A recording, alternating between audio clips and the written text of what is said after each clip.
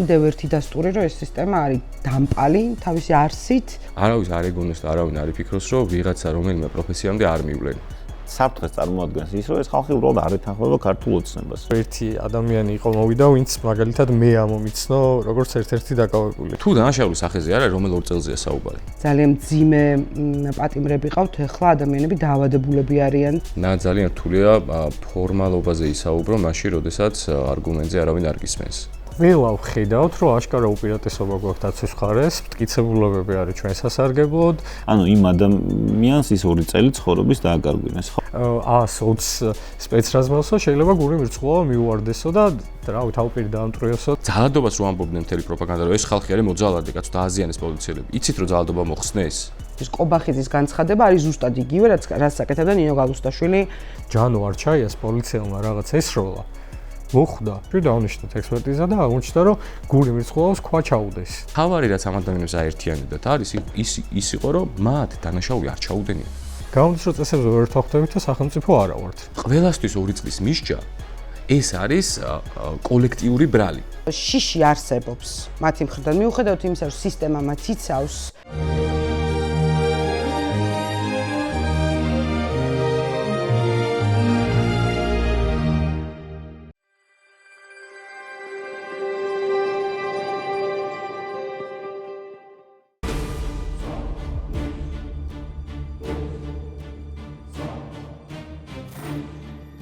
გამარჯობა, ეთერშია გადაცემა აპოლიტიკური კოდი YouTube პლატფორმაზე მისმინე, გამოიწერეთ ჩვენი არხი YouTube-ზე, ასევე გამოგვყევით სოციალურ Facebook-ზე, TikTok-ში, Instagram-ზე.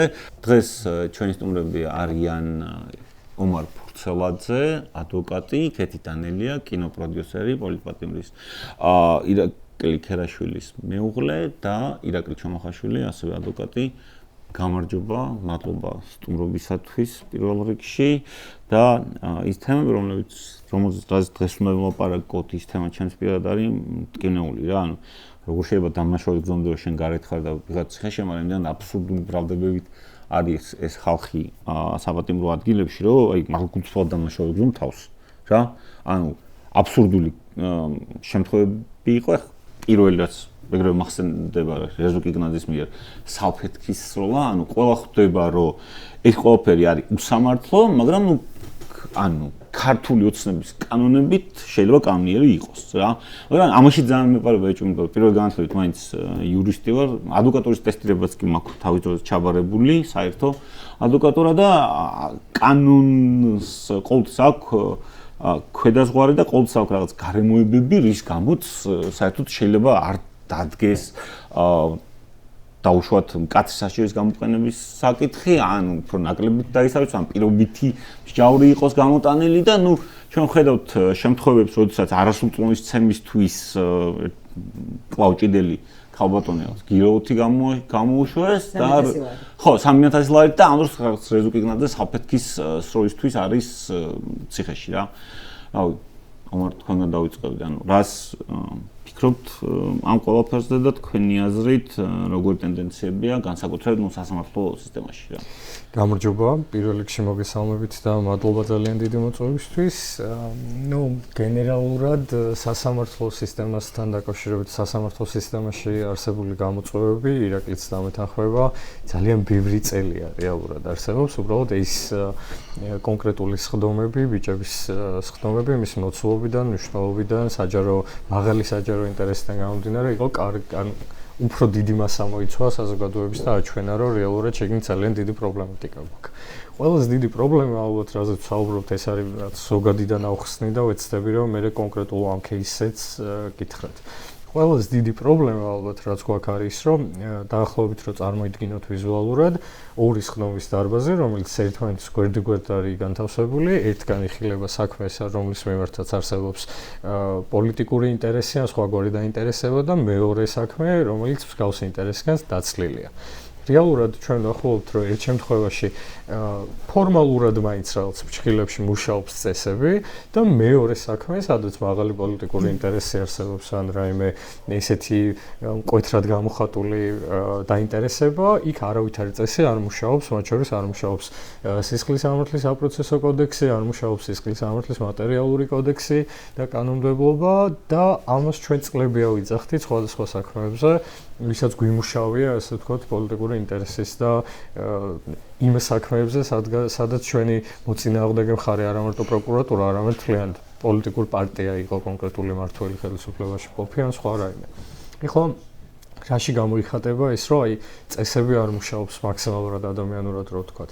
აქ საუბარია იმაზე, რომ ამ კონკრეტულ საქმეებზე მაგალითად ყველა ვხედავთ, რომ აშკარა უპირატესობა გვაქვს დაცვის მხარეს, მტკიცებულებები არის ჩვენ სასარგებლოდ, ის მასალები და ის მტკიცებულებები, რაზეც პროკურატურა უთითებს მაგალითად არ არის საკმარისი იმისთვის, რომ ვიღაც ადამიანი გაუშვათ პატიმრობაში, ყავდეს ციხეში და მიუხედავად ამ აშკარა და ვიზუალური უპირატესობისა, მაინც საბოლოო გადაწყვეტილება იქნება ეს თუ აღკვეთ ღონისძიებასთან დაკავშირებული გადაწყვეტილება, სასამართლო ამბობს, რომ ეს ხალხი ჯერ უნდა იყვნენ პატიმრობაში და მერე მაგალითად უნდა მოიხადონ სასჯელი უკვე 2, 3, 4 და 4.6 ეს ძალიან პოპულარული სასჯელი იყო ბოლო პერიოდში.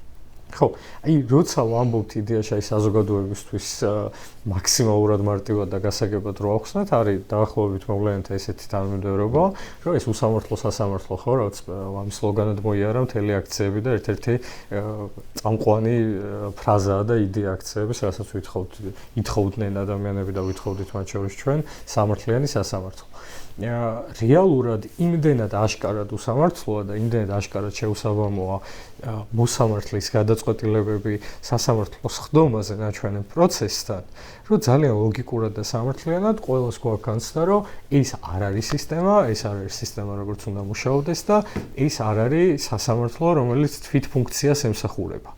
რეალურად არის რაც გრძელი ხელის თეორია გვაქვს სამართალში და დაახლოებით ეგრეა, რომ თუ პირობითად ვამბობ არჩევნების გაყალბება შესაძლებელია საარჩევნო ადმინისტრაციის მეშვეობით, დაახლოებით იგივე ლოგიკაა, რომ ხელისუფლების ნების აღსრულების ერთ-ერთი მექანიზმია სასამართლო, მოსამართლეც და იზოლირებულად ლაპარაკს აზრი არ აქვს მაგალითად სასამართლოს და კონკრეტული მოსამართლის კონკრეტულ გადაწყვეტილებაზე.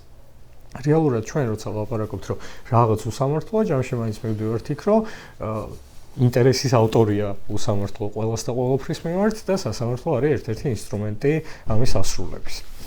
ზუსტად ამიტომ რაც არ მინდა რომ ძალიან გადამეზარდოს და ბევრი მომივიდეს, ჯამი არის ესეთი, რომ მიზეზი, რის გამოც 28 ნოემბერს დაუშვათ დაიწყო აქციები, რომ ეს ხო ევროპული მომავლისკენ სვლა აქ ხო რაღაც გეოგრაფიაზე არ ვლაპარაკობთ, ამ გონია ყველას განსაკუთრებით ჩვენ პატიმრებს ფანტასტიკურად აქაც ცნობიერებული, რომ იქ მაღალ გარანტიებზე ვლაპარაკობთ. ანუ როცა ვლაპარაკობთ ევროპაზე, რეალურად ვლაპარაკობთ ევროპული სასამართლოს სტანდარტზე. ადამიანის უფლებათა ევროპული სასამართლოს ვის მექანიზმებზე და ვლაპარაკობთ აი ამ ღონისძიებებზე ის პროცესები ხა ეგრე გეოგრაფიულად ალბანეთის ევროპა ალბანეთში ხოლმე კი. კარგი მაგალითია ალბანეთი, იმიტომ რომ იქაც რაღაც ბოლო პერიოდში 2016 წელს თორსწები სასამართლო დიდი სკანდალი იყო, რომელიც ხო რაც გარკვეულწილად გავდა და წააგავდა იმ პასაჟს, რაც ჩვენთან ახლა განვითარდა. ზუსტად ამიტომ რაც დაიწყო 28 ნოემბერს რეალურად და რისი პროტესტის გამოხატვის მიზნითაც ადამიანები მივიდნენ რუსთაველზე, სასამართლო და ჩვენი ბიჭების ხდომები იყო რეალურად სხვა ადგილას ლოკალურად გამართული იგივე აქცია, თორე თანმიმდევრობა, რომ ვიღაც ძლიერი ჩაგრავს ვიღაც ადამიანს, იმიტომ რომ იმ კონკრეტულ მომენტში მის ხელთ უფრო მეტი ინსტრუმენტია, მაგალითად პროკურორია მის ხელთ და მაგალითად მოსამართლეა მის ხელთ. ის ლოგიკა იყო თავიდან რაღაც პატარა პრეზენტაცია, ესე ვთქვათ, გარეთ მიმდინარე მოვლენების ჩვენ საქმეზე, 11 პირის საქმეზე. და მე ძალიან ბევრჯერ მithქვამს, რომ ადვოკატები არა ვართ და ვერ ვიქნებით პოლიტიკური მხარე და არა ვართ მაგალითად კონკრეტული პოლიტიკური ძალის ოპონენტები და არა ვართ მათი მოწინააღმდეგეები, ჩვენ ვართ სიმართლის მხარეს და მე ისე აღმოჩნდა, რომ 28 ნოემბრიდან მოყოლებული გარეთაც და სასამართლოს ხდომის დარბაზშიც ჩვენ სიმართლის მხარეს ვიდექით და ჩვენ წინააღმდეგ იყვნენ ეს ადამიანები.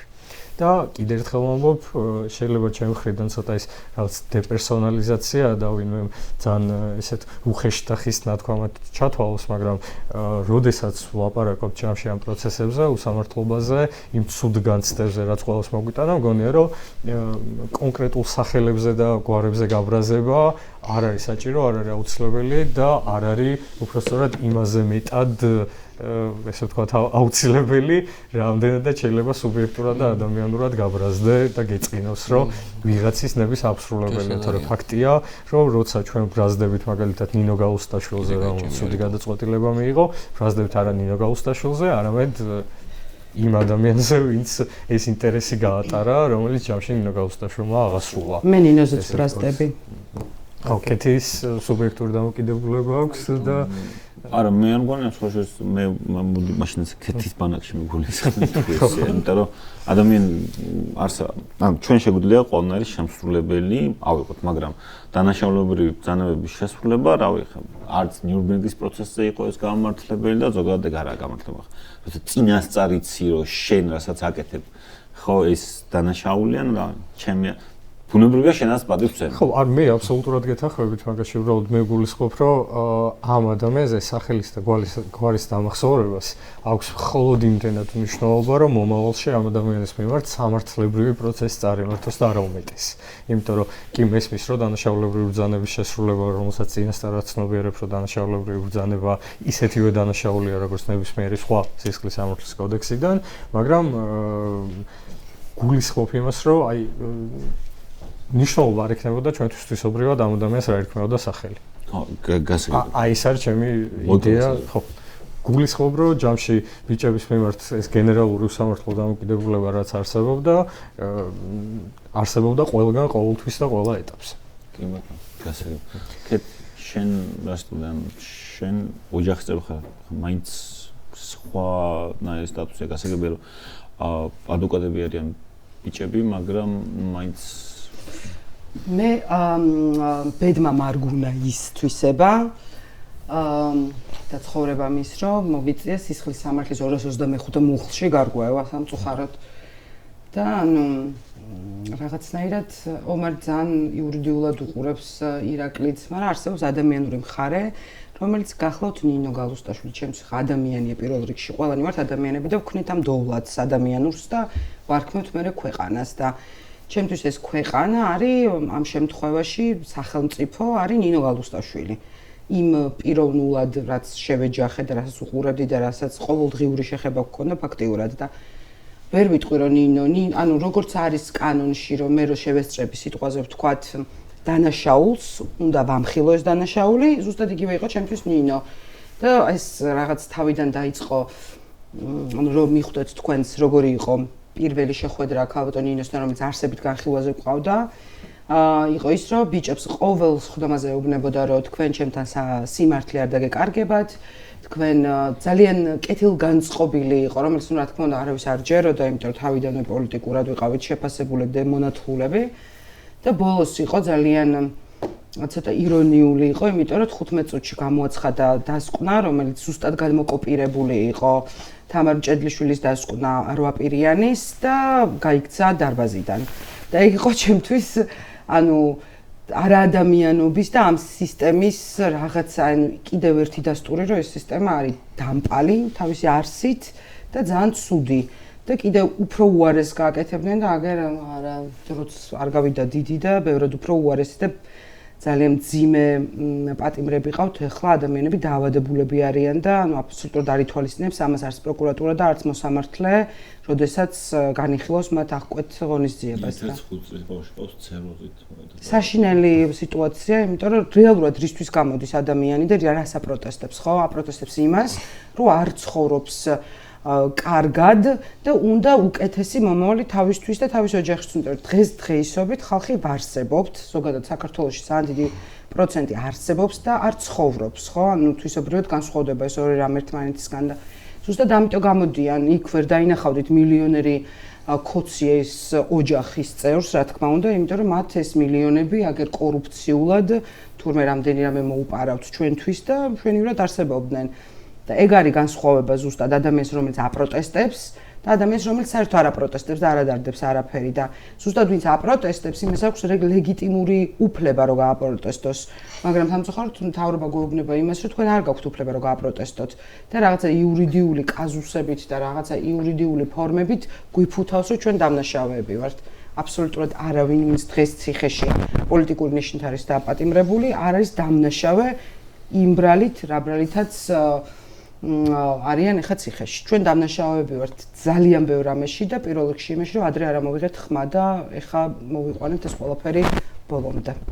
ანუ ბევრმა არ მოიღო ხმა, ბევრი ვიღებდით ხმას. ხო, ბევრი ვიღებ და ბევრი არ იღებდა, მაგრამ რანიადაგზე დაიცამოდა თუნდაც ადრე ეს ამოღებული ხმა მაგას სწორენ გეტყოს ხა შენ.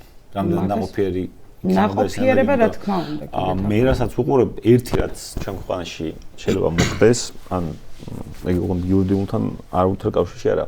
ერი ანუ ერი სახელმწიფო nation state რაც არის, რა დგას სოლიდარობის გზნობაზე.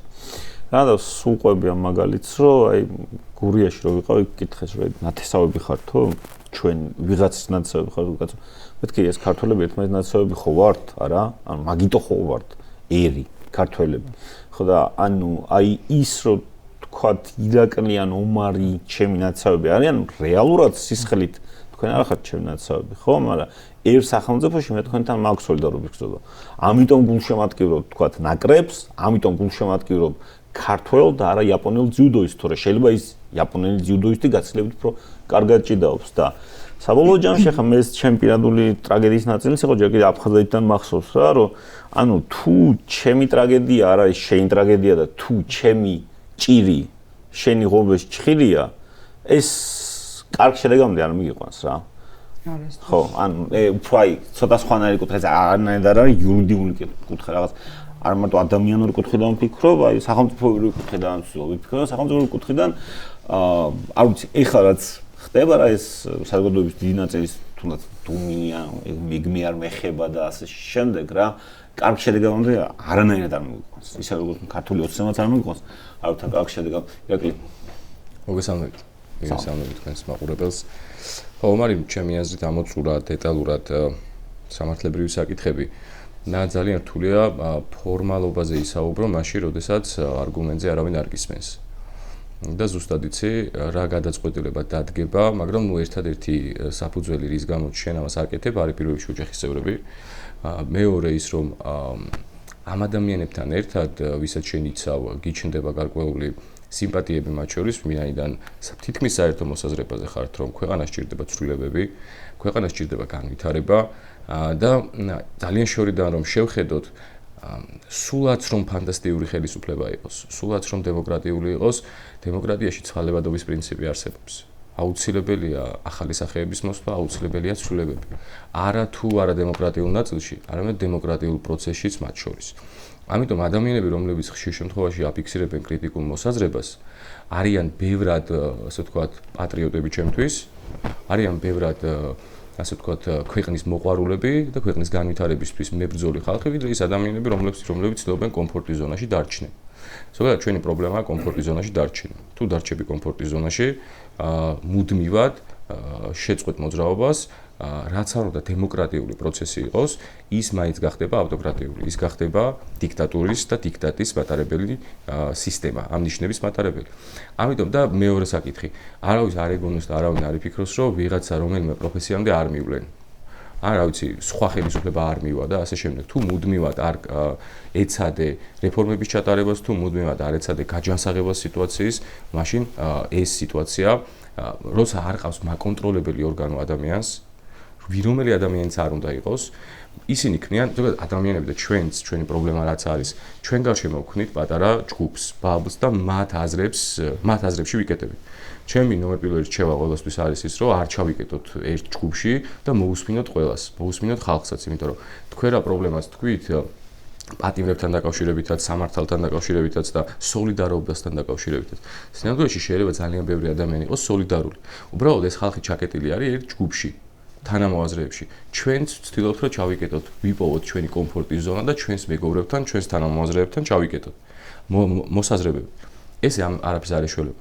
თუ რაღაცა საერთო კონსოლიდაცია არ მოხდა მოსაზრების და რაღაცა მიზანი არ ავიღეთ. ეს მიზანი უნდა იყოს რა ქვეყანა, რომელიც ვერ თანხდება იმაზე, რუსეთი მტერი არის თუ არა და სადაც განხილვა არის იმაზე, რომ რუსეთია კი არ არის მტერი, არამედ ევროპა არის მტერი.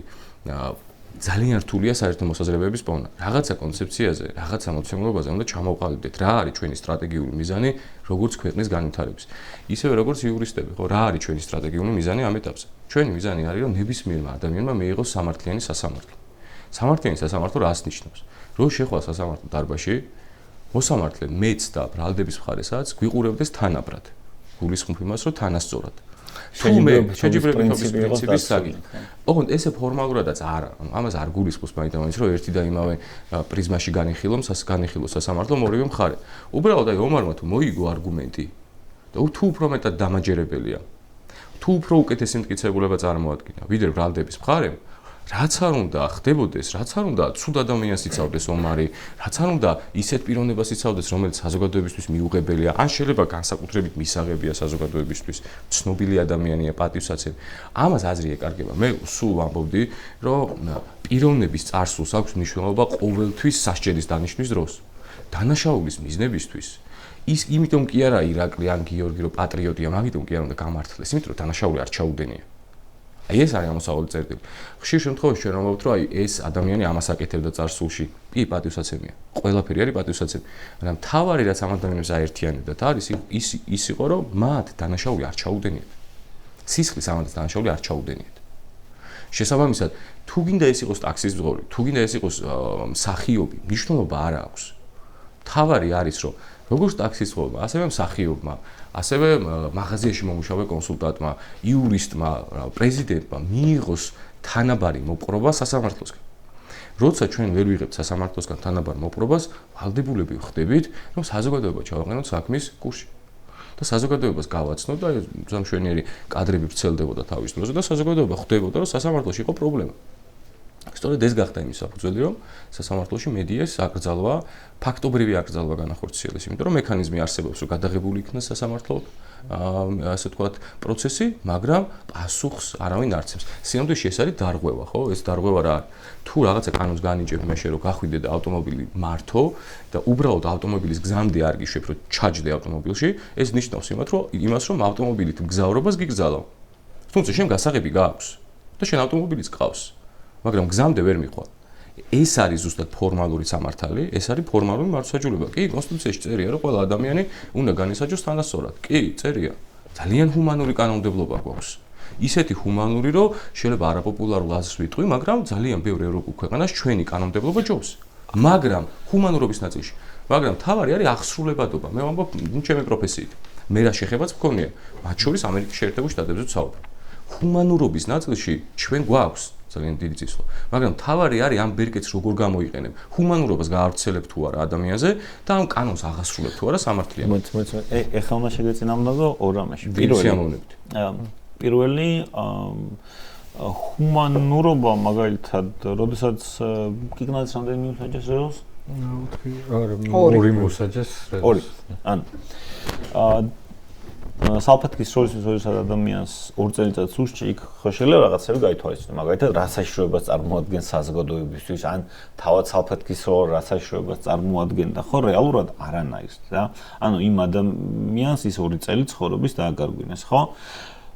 და ანუ იგივე თქვათ 2 წელი შეიძლება მიუსაჯონ ვიღაცას, რავი, ჯანმრთელობის ნაკლებად მძიმე დაზიანებისთვის, ხო? ანუ ჰუმანურობა, რომელიც არანაირად არ ვრცელდება ადამიანთა რაღაც გარკვეულ კატეგორიაზე, უბრალოდ იმიტომ, რომ ისინი საფრთხეს წარმოადგენენ ქართული ოცნებისთვის, ან საფრთხეს უშუალო საფრთხეს კი არა, ან მოლოტოვის კოქტეილი ისროლეს, ან რაღაც ავტომატით გამოვარდნენ. არა, საფრთხეს წარმოადგენს თავად პროტესტი. საფრთხეს წარმოადგენს ის, რომ ეს ხალხი უბრალოდ არ ეთანხმება ქართულ ოცნებას რა და ანუ ისევ და ისევ ხდება დაუშვათ შეიძლება რაღაც კანონი ძალიან ჰუმანური იყოს, მაგრამ აღსრულების ნაწილში იმდენად დამახინჯებულად ხდება ამ ყოველს აღსრულება, რომ ამაში ჰუმანური არაფერი არ არის. მეორე აი კობახიძე რაც ამბობს, აი პრაქტიკულად ნულოვან ტოლერანტობას გადააჭარბა რაღაცა ნულიდან მინუსებში გადავიდა ტოლერანტობა, ანუ ისევ და ისევ ამის ავტორები ჰუმანურები ვერანაირად ვერ იქნებიან და კიდე ერთი რაღაცა არ ვიცი თუ არა, მოგეთ ნაცისტური გერმანია ერთ-ერთი წამყვანი იყო ინდივიდუალ ევროპაში რა მხრივ, რა ცხოველების დაცვის მხრივ კანონმდებლობა ჰქონდათ, მელიებზე ნადირობა აკრძალეს და ასე შემდეგ რა, მილიონობით ებრაელი გაუშვეს გაზის კამერებში, მაგრამ მელიებზე ნადირობა იყო აკრძალული, რას ქვია შენ ცხოველთა უფლებებს დაახლოებით გავსი ტიპის სიტუაცია გვაქვს ჩემი ხედვით რა იურიდიულად. ვიცი რა, მე შემიძლია ამაზე გიპასუხო. პირველ ნაწილში არგუმენტში ჩემ ერთ აზრზე ვარ, თუმცა აღსრულების ნაწილზე ვთქვი მეც რომ ჰუმანურია. მეორე ხა ჩვენ ვისაუბრეთ სასჯელებზე, ხო? სასჯელის ნაწილი თუ საერთოდ სასჯელებზე გადავდივართ მაშინ, როდესაც დანაშაულის სახეზეა. ხო? დანაშაულის სახეზე. თუ დანაშაულის სახეზე არა, რომელ ორ წელზეა საუბარი. ეს ერთი. მეორე დანაშაული რომ სახეზე ყოფილიყო, ეს მუხრი ითვალისწინებდა 6 თვიდან 3 წლამდე თავისუფლების აღკვეთას. შესაბამისად, კანონმდებლობა სასამართლოს აძლევდა, რომ დანაშაული დადასტურებულიყო. როგორც არასაპატიმრო სასჯელის დანიშვნის ნაწილს, ასევე ისეთი სასჯელის დანიშვნის ნაწილს, რომელიც უკვე მოხდილი ჰქონდათ ბიჭებს. შესაბამისად, კანონმდებლობა გააძლევს ჰუმანიზმის უფლებას. მე ერთი რამ მინდა თქვა ძალიან მარტივად რა. მოსამართლეს თუ სურს კონკრეტული შედეგის მიღწევა, კანონი აძლევს ყველანაირ შესაძლებლობას, რომ გაუძლოს ყველანაირ წნეხს და გამოიტანოს სამართლიანი გადაწყვეტილება. არ არსებობს ესეთი მაქსიმა, რომ ვთქვათ, სადაც ვიტყვით, რომ რომელიმე გადაწყვეტილება არის კანონიერი, მაგრამ უსამართლო. თუ ასეთი კანონი არსებობს, რომ უსამართლობა და კანონიერება ერთმანეთს ცდება, ეს ბუნებითად ეწინააღმდეგება სამართლიანობას, სამართლიან სასამართლოს და საერთოდ ბუნებით სამართლს. ამიტომ ჩემი მოსაზრება ესეთია. გადაწყვეტილება უნდა იყოს სამართლიანიც და კანონიერიც. თუ სადღაცას გადაწყვეტილება იქნება კანონიერი, მაგრამ უსამართლო, ეს სასამართლო სისტემაზე არ ვსაუბრობ. ამიტომ ამ არგუმენტებს მე მესმის ეს არგუმენტები არათუ ნაცისტური გერმანიის, არამედ საბჭოთა კავშირის სისხლის სამართლის საპროცესო კოდექსიც, 1960 წლის კოდექსიც ძალიან ჰუმანური იყო ამ თვალსაზრისით. თუმცა რეზინის ნორმები არსებობდა, ისეთი კანონები იყო, რომელიც ადამიანი ვერ ხვდებოდა ჩადიოდი თუ არა დანაშაულს. ამიტომ ამბობ, რომ ფორმალურად შეიძლება მე მოგცე ჰუმანური კანონმდებლობა თქო, ზუსტად ამ ერთ აზრზე ვარ ჩემი აზრით, მე და თქვენ. მე როცა ვამბობ, რომ ჰუმანურ კანონმდებლობას გაძლევ, მაგრამ თუ მისი აღსრულება არის დიქტატი, რა თქმა უნდა, დიქტატით ნაკარნახევი, მაშინ მნიშვნელობა ეკარგება შენ ჰუმანურობას. რატო წერია, ხო, გამოიძიე პოლიციელის ჩადენი დანაშაული ადვოკატის მიმართ, ადამიანის მიმართ. ხო გვიწერია ეს კანონში. კი ბატონო. არ ხდება გამოძიება. სინამდვილეში გეუბნება, რომ პოლიციელმა თუ ჩაიდინა უფლებამოსილების გადამეტება, ამ ბოროტად გამოყენება, ჩადენის ძალადობით ისჭება 5-დან 8 წლამდე თავისუფლების აღკვეთით. ესე წერია, ხო? დაისაჯა ვინმე? არავინ არ დასჭირდა. ამიტომ კანონი შენ გაძლევს სამართლიანობის განცდის საშუალებას. კანონში წერია ეს ყველაფერი. უბრალოდ კანონის სამართლიანი აღსრულება არის საჭირო. რაც არ ხდება. ხო, ეხლა რო ხდებოდეს ამაზე დღეს მე და თქვენ ალბათ აღარ ვისაუბრებდით და მეც ჩემს საქმეს მივხედავდი. რასაც ვამბობდი იდეაში, რომ ორის ხდომის დარბაზია, ერთგან გვაქვს პოლიტიკურად მოტივირებული საქმე და მეორეგან გვაქვს რაღაც რუტინული საქმე, რომელიც მიდის და აი ამ ოთახში არანაირი წესი არ ვრცელდება რა რეალურად. მე ის ოთახები რო გავადიდოთ და მთელ ქვეყანაზე წარმოვიდგინოთ, ჩემი პრობლემა მაგალითად რაც არის ეგეთი რამე, რომ როდესაც გამოუძლებელია ძალიან ბევრი პოლიციელის მიერ ჩადენილი დანაშაული და პლუს მაგას გვაქვს აი უთანასწორო 30000 ლარიანი გირაოს მაგალითი არასრულწლოვანი ძალადობის მოიყვანეთ და ეგეთი მილიონობით არის ხო კიდე და ის არ არის მაგალითად ვიღაც დაინტერესებული პირი, არ არის პოლიტიკური მხარე, არ აქვს უდი განწყობები პარტიის მიმართ და იქ რაღაცები მუშაობს რა, მათ შორის ჰუმანურიც არის, როგორც ირაკლიმ თქვა კანონმდებლობა. ეგ არის მთელი განსხვავებული ფაქტორი და ხა შორიდა რომ წამოყვე ჩვენ რაზეც ვითხოვთ, აი მაგალითად ვინმეზე რომ ამბობთ, რომ მართლმადიდებელი ქრისტიანია, გულისხმობთ იმას, რომ 10 ცნებაზე ვთანხმდებით, ხო? თუ პირობითად ვამბობ, ხა მე და თქვენ ვიტყვით ეგეთ რამეს, რომ ოკეი, ორივე ქრისტიანები ვართ, მაგრამ 10-დან თქვენ 6 ცნებას ეთანხმებით მარტო, მაშინ გამოდის, რომ მინიმუმ ერთი კონფესიის წარმომადგენლები არა ვართ, ხო? რაც მართლმადიდებელს ვეღარ ვიტყვი, ხო? ტერმინოლოგიურად ვილობთ. და თუ ეგრე გავაკეთებ, არასწორები იქნება. დაახლოებით იგივე პრინციპია ჩვენ თუ ამბობთ, რომ სახელმწიფო რა არის, ხო? რაღაც კლასიკური გაგებით, აი თქვენ რაც ლაპარაკობდით ახლა, კავშირი რაღაც ერთმანეთის მიმართ ემპათია, ხო? რეალურად ეგ არის კონტრაქტი. სახელმწიფო რომ ჩვენ ვიღაც ერთი მონეთესავე ხალხები, აუდექით შევთანხმდით და ვთქვით, რომ ჩვენ ვართ ქართველები და როგორც სახელმწიფოს გვაქვს საერთო წესები. მათ შორის კანონმდებლობა. თუ ეს კანონმდებლობა სხვადასხვა გვარად ვრცელდება ყველაზე, მაშინ იგივეზე ვლაპარაკობთ, რომ თქვენ მარტო 6 წელს აღიარებთ, მე 9-ს ვაღიარებ, ქეთი 7-ს აღიარებს და გამოდის, რომ წესებზე ვერ ვთანხმდებით და სახელმწიფო არა ვართ რა. რეალურად ჩვენი ამბიცია რეალურად ამბიცია კი არ არის ძალიან ისეთ სამართლიანი მოთხოვნა ჩვენ თუ ამბობთ რომ ჩვენ ვართ ერთ ქვეყანაში ცხოვრობთ ერთი რესპუბლიკა ვართ მე ამ რესპუბლიკაში ერთი კანონმდებლობა მოქმედებს რასაც ამ სხდომებზე ვითხოვდით და თლიანად ჯამში ეგრე შეგვიძლია შევაფასოთ ვითხოვდით იმას რომ მოდი რა ეს კანონმდებლობა რომელიც მისდაწილად ჰუმანურიც არის მისდაწილად შეჯიბრებითობის პრინციპსაც ითვალისწინებს ის ყველაფერი აღვასრულოთ ყველასთვის მათ შორის აი ირაკლი ქერაშვილისთვის აღვასრულოთ რომელიც ზუსტად ისეთივე მოქალაქეა როგორც კლავჭიდელი ხატია მაგალითად თუ არ ვიცი რა ქვია იმ ადამიანს ხო ბოდიშ ვიხდი არ ვიცი ხო დაახლოებით ეგეთ რამეს ვითხოვდით ეხლა მაყურებლისთვის რომ გასაგები იყოს რა პრიმიტივამდე რომ დავიყვანოთ რა ძალიან მარტივ რამეს ვეუბნები რომ ხატიას და ირაკლის მოიქეცია ერთნაირად და მარტო იმიტომ რომ ამის ხდომა განიხილება პირველ დარბაზში და ვიღაც ხდომა განიხილება მე-15 დარბაზში შენ ნუ იტყვი რომ ეს აუცილებლად დამნაშავეა და ეს ამის მიმართ ნუ გამოიყენებ ჰუმანის მთელი მისი მოცულობით ან ამის მიმართაც კი რომ გამოიყენე ან ორივე მიმართ საპატიმრო ღონისძიება გამოიყენე რეალურად მე ერთადერთი ჩვენ რასაც ვითხოვდით ეგ იყო რომ მოდი წესება იმუშაოს და ხდომის დარბაზში რაც ისე ცუდად გამოდის რა მოდი ხელი გადავწიოთ ქალბატონ ხატიას პროფესიული ტერმინით ვთქვათ რა მოდი ერთმანეთს დავეჯიბროთ და ვინმეს გადაუწევს ხელს, ოღონდ ხელს გადაუწევს აი იმ წესებით, რაც მოქმედებს რა. ეხლა სამ ასპექტზე გეტყვით და მგონია რომ ეგ არის ყველაზე კაი ინდიკატორი რა. ამ სასამართლოს ხდომაზე ყველაზე დიდი პრობლემა ჩვენ რაც გვქონდა, რაც რო შევაჯამოთ ყველაფერი და ცალკე მტკიცებულებებზე არ ვილაპარაკოთ და აი რეზოს შემთხვევაში რა მოხდა, ირაკლის შემთხვევაში რა მოხდა და გურის შემთხვევაში რა მოხდა, ყველაზე დიდი პრობლემა რაც გვქონდა იყო ესეთი რამე. სამი დიდი პრობლემა იყო რეალურად რა. და ეს სამი პრობლემა ჟღერს დაახლოებით ეს. სასამართლოს ხდომის დარბაზში შევედით, ყველანაირად ვაჩვენეთ, აი აღკვეთის ღონისძიება განიხილება რაღაც სამ კრიტერიუმთან მიმართებით და ეს არ არის სასჯელი, ეს არის კლასიკური გაგებით უზრუნველყოფის საშუალება, რომ მე თუ შენ წინააღმდეგ მივიღებ გადაწყვეტილებას, რომ შენ დანაშაული ჩაიდინე, არ შემიშალო ხელი ამ დანაშაულის აღსრულებაში.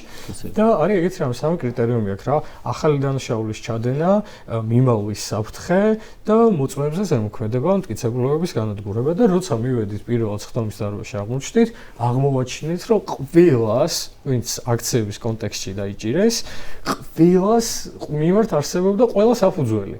ანუ ყველა პოტენციურად მიიმალებოდა, ყველა აუცილებლად ჩაიდინებდა ახალ დანაშაულს და ყველა გაანადგურებდა მტკიცებულებებს რა.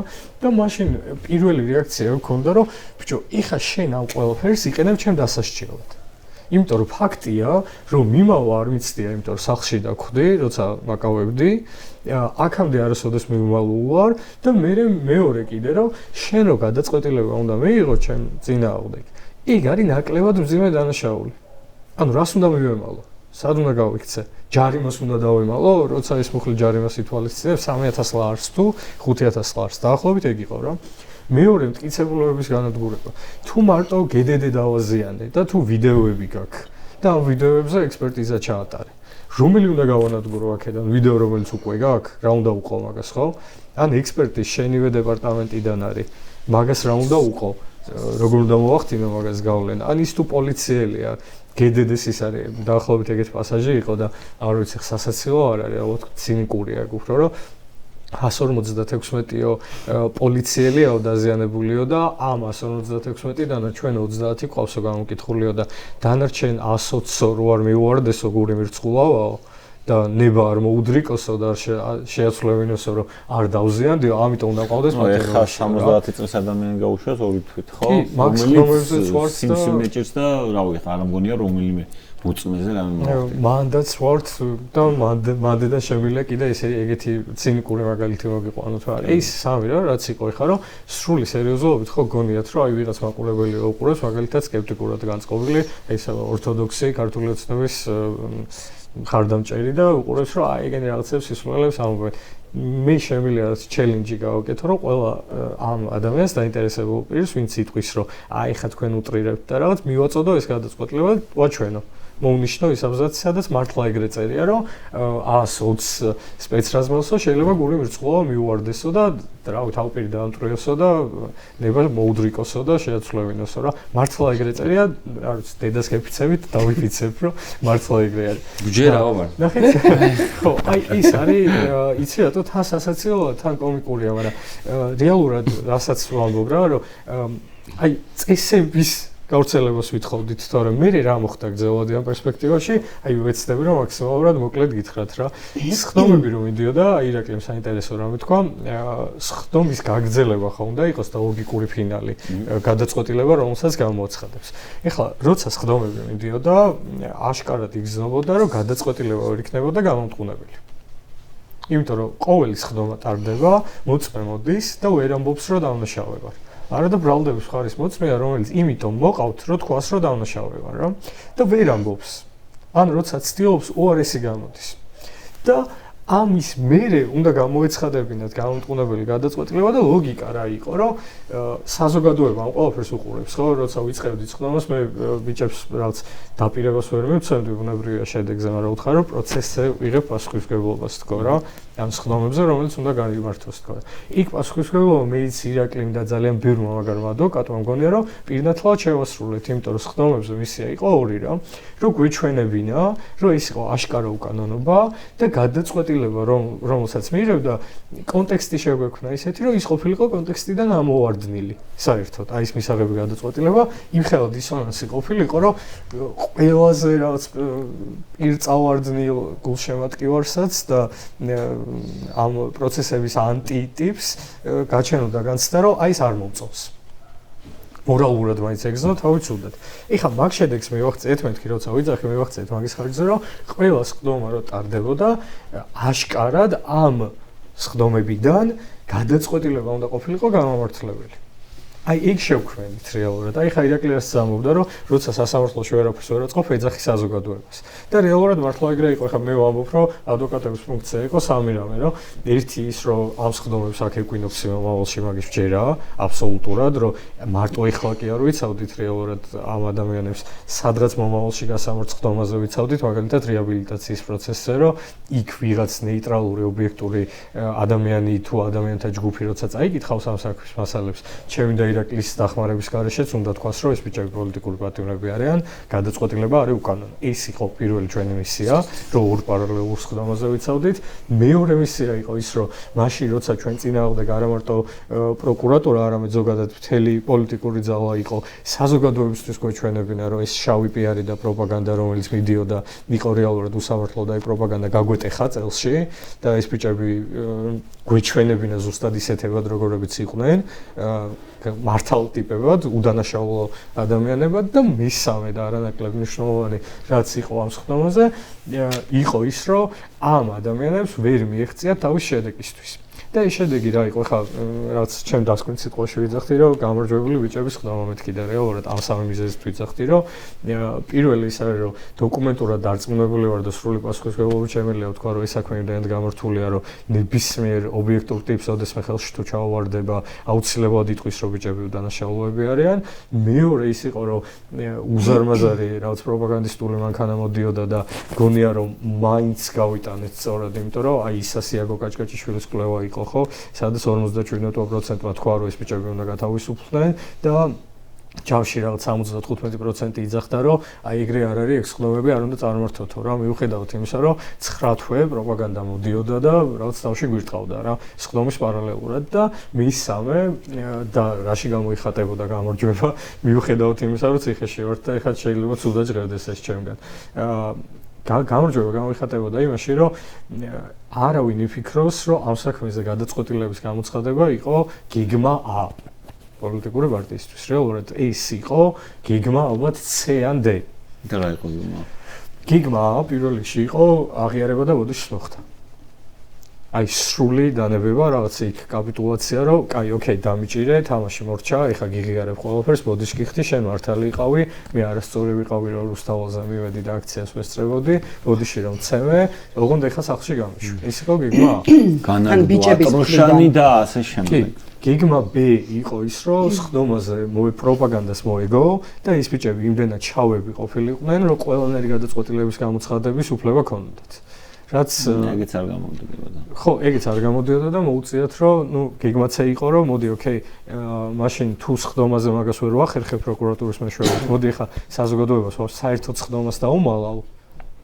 გავიყვან მაგალითად კამერებს დარბაზიდან და ამას გავაკეთებ ჩუმად. მაგრამ ეგეც არ გამოვიდა, იმიტომ რომ რა ვიღაც ადვოკატებმა ავდექით, ჩვენ თავზე იმაზე მეტი პასუხისმგებლობა ვიღეთ, ვიდრე უბრალოდ ადვოკატის როლია, გამოვიდით მერე კამერების გათიშვის მერე და დავჯექით და ვიზუალურად ყვებოდით ამ ყოველ ვიზუალურად ვიჩვენებდით, მაგრამ ვერბალურად ყვებოდით ამ ყოველფერს და მანდაც გავიტანეთ და ეს იყო სადღაც გეგმა D. Რო გადაწყვეტილება გამოეცხადებიათ და გადაწყვეტილება გამოეცხადებიათ როგორი კვალიფიკაცია შეცვალეს რეალურად და თქვენს რომ აი თუ საზოგადოებრივი აზრი ეგრე ჩამოყალიბდა რომ ეს ხალხი უდანაშაულები არიან მე სახლში ვერ გაგიშვებთ მაგრამ ვიტყვი იმას რომ პროკურატურას მოთხოვნა არ დაუკმაყოფილეთ და 4-დან 6-მდე კი არ გაგიშვე მაგალითად გაგიშვე 2 წელი. ნუ მაგალითად თქვა რეზო კიგნაძემ თქვენ 2 წელი კი არ მომენცით, არამედ 2 წელი მომაკელით, რაც სწორი ლოგიკაა. ერთადერთი ლოგიკაა. ერთადერთია, ხო, ალტერნატივა. ჰუმანურობა კი არ გამოიჩინეს, რომ 6-ით არ გაუშვეს, აქ არა ადამიანობა გამოიჩინეს, რომ 2-ით და 4 წლით გაუშვეს ხალხი, რომლებიც სახლში უნდა ყოფილიყო. 6 თვით შეიძლება დაკმაყოფილებული იყო ნებისმიერი ნაცავი. არა, არც 6 თვე უნდა ყოფილიყო, იმიტომ რომ ეს ხალხი არიან უდანაშაულები და მე კიდე არ ვიცი ხა რამდენი უნდა შევიდა იურიდიულ სიღრმეებში. რაზეც გადააკვალიფიცირეს რეალურად 226 მოხლე. ამას კონსტიტუციური პრობლემა აქვს, იმიტომ რომ იქ რაც არის აღწერილი, ეგ არის ადმინისტრაციული სამართალდარღვევები და ვიღაც ადამიანი მოქმედება. აი რომ ვიდგები მოგშკუთიში აი ობარ ამ ნაწილს ერთი და გააგრძელე მე აუცილებლად. ძალადობას რო ამბობდნენ მთელი პროპაგანდა რომ ეს ხალხი არის მოძალადე, კაცო დააზიანეს პოლიციელები. იცით რომ ძალადობა მოხსნეს? სასამართლომ თქვა რომ ძალადობა არ გამოიხატა. ჯგუფური მოქმედება და მოქმედებაში იგულისხმება რა? რავი, მოძრაობა. ორგანიზებული ჯგუფური მოძრაობა აქციაზე, ეს ერთი. მეორე, ჩვენ ვამბობდით სულ რომ შეიძლება რაღაც აბსტრაქტულად შეკეროთ, მაგრამ ორგანიზებულობას ვერ შევიკერავენ. იმიტომ რომ ორგანიზებულობის განმარტება იყო ძალიან კარგი აქამდე საკანონმდებლო თვალსაზრისით და ჩვენ წარმოვადგინეთ ეს გადაწყვეტილებები და ეს შინაარსი, კანონის შინაარსი. და მოხსნეს ძალადობა. ან თურმე ეს კი ორგანიზებული იყო, მაგრამ არავის არ უძალადიათ რა. ესენი არ არიან მოძალადეები, მაგრამო დაზარალებულები აგერ მაგრამ ეს ორგანიზებულობა წინასწარი შეცნობით, ანუ ორგანიზებული ჯგუფი არის წინასწარი შეცნობით პირთა კავშირი და ეს ადამიანები არც კი იცნობდნენ ერთმანეთს. უფრო მეცაც გეტყვი. არა, საკმარისი არ არის, მაგრამ იქ ხალხი ერთმანეთს არ იცნობდა. იქ რო ვერ დაასაბუთეს ეს რეალურად იცით რა თქვა ეს, რომ ამუხლის მიზნებისთვის ორგანიზებულს არ ნიშნავს. ხო და სისულელე არა. ორგანიზებული რომ ვერ დაასაბუთეს, მიუძღვნა ერთი გვერდი სასამართლო გადაწყვეტილებაში იმის ახსნას, რომ ორგანიზებულს რეალურად არ ნიშნავს. ყველაზე მეტად რასაც ამათ ქმედე მაგონებს ნახეთ კაფკასეულ პროცესს და შემდეგ ლიტერატურულ ნაწარმოებებს თუ გამოვრიცხავთ რა ძალიან ჰგავს ჰიტლერის გერმანიას და საბჭოთა კავშირის ტერორის წლების პერიოდში, იმიტომ რომ მაქსიმალურად ცდილობენ რომ მისდიონ ამ რაღაც კანონის მიერ ფორმალიზმს რა, ანუ ყოველთვის ცდილობენ მოიგონონ კანონი და ამ კანონს მოარგონ, მაგალითად, შეიძლება ვიღაცა ხუჭუჭატების დასჯა უნდათ და შავშთელოს შემოიღებენ კანონს, მოდი ხუჭუჭები დავსაჯოთ რა. ანუ რაღაც ფორმალურ მიზეზს მიაბამენ და საბჭოთა კავშირის ისტორიაში იყო ეგეთი მაგალითი, იყო ეგეთი რუსული კანონი, закон о трех колосках. სამი თავთავის შესახებ. როდესაც კოლმეურნეობის იმიდან, რა ქვია, საბარგულიდან, კოლმეურნეობის ყანიდან სამი თავთავის პარვისთვის ადამიანი ისჭებოდა 10-დან 12 წლამდე იყო გადასახლება ან დახვრეტა და ხშირ შემთხვევაში დახვრეტა გამოქონდათ. ანუ ეს კანონი იყო არა ადამიანური, საშინაოდ უსამართლო ბუნებრივია, იქ ხალხი შიმშილობდა იმ ადგილებში და სამი თავთავის მოპარვა კი არა ვიცი უღილდათ, ნახდათ, მაგრამ ეს კანონი ამავე დროს იყო კანონიერი. რა, როგორ თქვა სხვანაირად, ნუ კანონი იყო, დაწერეს, მიიღეს, გააფორმეს, მაგრამ ყველაფერი იყო ჰუმანურობისგან და ადამიანურობისგან დაცლილი და ანუ ამათ ვერ გაუგე ეს რა იმაზე, ანუ რა დონეზე არა ადამიანურ კანონების მიღებას აპირებენ, ეგეც კითხვის ნიშანია. მოდი მე ცოტა უფრო იურიდიული თემა არის ერთი, მეორე არის ადამიანური თემა, მესამე არის სახელმწიფოებრივი თემა, ხო? რატო ვცხოვრობთ ამ სახელმწიფოში და ზოგადად თქვენ როგორც ახსენეთ, ანუ წეგან ის არის, რომ რეალურად ადამიანები ვქნით ამ სახელმწიფოს და თან პატარა სახელმწიფო ვართ, სადაც მართლა ყველა ერთმანეთს ვიცნობთ. ვიღაცის ნათესავი არის, რომ ჩავჯდეთ, დარწმუნებული ვართ, ძალიან ბევრ კვეთას ვნახავთ ერთმანეთში ნათესაურ თუ ახლობლურს. კანონდები მე სხვათა შორის ბევრ ადამიანს ვიცნობ და ერთ-ერთმა რომელიც ახლობელია რომელიც ძალოვან სტრუქტურებში მუშაობს, მითხრა რომ შენ ადამიანი თქვიო და მე ნებისმიერ კანონს მოვარგებ და ნებისმიერი კანონი შემიძლია მისი დასჯაო. ეს ადრე გქონდა ლაპარაკები და ამას ძალიან ბრაზდებოდი, ანუ რეალურად ადამიანს არგებ კანონს, ხო? ეხლა ჩემთვის მოქალაქის რომელმაც არ ვიცი იურისპრუდენცია და რამე თუ მჭირდება ვურეკავ ამათ და ადვოკატებს რომ აბა რა ვქნამ სიტუაციაში, დღეს დღეობით ისეთ სიტუაციაში ვარ, რომ რაიმეს რო ვაკეთებ, უკვე ვრეკავ წინასწარ, იმიტომ რომ აი რაიმეს არ გულისხმობ რამე დანაშაულებრივს. არა ჩვეულებრივ რამე ქმედებას, იმიტომ რომ ვერ ვხვდები რა შეიძლება იყოს დანაშაული დღეს. და შეიძლება არ ვიცი ელემენტარულად ვიღაცას რომ რაღაცა დაველაპარაკო, შეიძლება უცებ აღმოჩნდე, ანუ რავი, დაბლიო ვიღაცასთან ქუჩაში და ჩამტენონ და ციხეში, რა ვიცი, საშინელებები მომისაჯონ, ხო? დღეს არ ხარ არაფრისგან დაცული და მარტო დღეს არა, ზოგადად ნებისმიერი რეჟიმი, მოდი ესე ვთქვათ, იყენებს კანონს სათავისოდ. და ეგ არის კანონი, ხა მე ბოლოს ხტომაზე, გელახასეეს ხტომაზე ბადრას უთხარი რომ მეთქი რაღაცა მითხრა არ მახსოვს და ნუ ელაპარაკებით, რომ მუნჯურად ლაპარაკი ვისწავლეთ სხდომებზე, ირაკლისთან მე და ქეთუნას მუნჯურად საუბრობდით და გელახასაისთვის მინდოდა მეჩვენებდნენ რომ გელა შენთან ვართ და არ იდარდო. ანუ ერთადერთი ეგ შეგიძლია ისიც ვერ ლაპარაკობ, ვერ მეტყოლებ და უბრალოდ მუნჯურად ცდილობ გააგებინო ადამიანს. მაგრამ გამომიბრუნდა ჩემი ნაცნობი ბადრაკი და მე ნუ აკეთებ ამას, არ შეიძლება კანონით ისჯებავ და რა მეთქი ვუთხარი, კანონი იმისთვის არსებობს რომ ხანდახან უნდა დაარღვიოთ, ხო? და როგორ შემომხედა იცი? მეთქი კი არსებობს ეგრე და ზოგადად სულ ამოფებას ყველა კანონს აქვს შავი ხვრელი. ყველა ქვეყანას აქვს შავი ხვრელი, ყველა ადამიანს აქვს შავი ხვრელი, ყველაფერს აქვს რაღაცა მეორე მხარე. ეს მეორე მხარე უნდა იყოს ზუსტად ის ადამიანობა, რასაც ჩვენ ვებღაუჭებით ახლა. ადამიანობა არ არის ჩამოსაბღაუჭებელი, მართალია, მაგრამ სამწუხაროდ ეგრე გამოდის, იმიტომ რომ მე რაღაც მომენტში მეგონა, რომ თუნდაც ნინო გალუსტაშვილს, თუნდაც თამარა მჭედლიშვილს ამ ორ მოსამართლეს შორის 8 პირიანის პროცესზე და 11 პირიანის პროცესზე აბსოლუტურად განსხვავებულად მიდიოდა სხდომები. ეგრეთ ვთქვით მაგალითს. მაგალითად მე რომ სხდომა მიდიოდა 11 პირიანზე დილის 11 საათიდან 9 საათიდან საღამოს 7-8 საათამდე. ანუ გაუსაძლისია იმ სკამზე ჯდომა, რომელიც არის აბსოლუტურად დამსჯელობითი და მე თუ მკითხო საშინელი სკამია, მთელი დღე იქ ჯდომა და ამის ყურება. თან ქალბატონ ნინოს არ ქონდა დროის აღქმა, მე როგორც ხვდებოდი, იმიტომ რომ ვერ ხვდებოდა, რომ ჩვენ უნდა ანუ დღეში ერთხელ უნდა იკვებოს ადამიანმა და ასევე უნდა იკვებოს პატიმარმაც, ხო? იმიტომ რომ ჩვეულებრივი უფლება კონსტიტუციური, რომ არ მოკვდეს შიმშილით.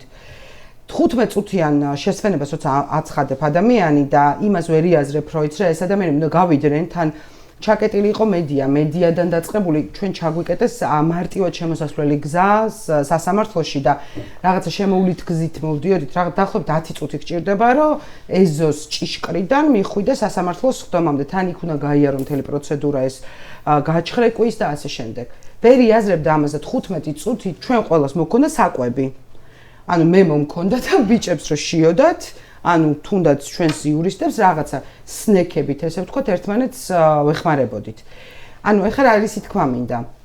11 პირიანის პროცესზე ნინო გალუსტაშვილი ბევრად უფრო მკაცრი იყო და თუნდაც საპირფარეშოში გასვლაც პრობლემა იყო, იმიტომ რომ არ უშვებდა ხალხს საპირფარეშოში, გახვალ ვეღარ შემოbrundები და ამ დროს 8 პირიანის პროცესზე თამარ მჭედლიშვილი, რომელსაც რაღაც დედური ინსტინქტი ჰქონდა, მე როგორც ხვდებოდი, აბსოლუტურად განსხვავებულად მიყავდა სხდომები.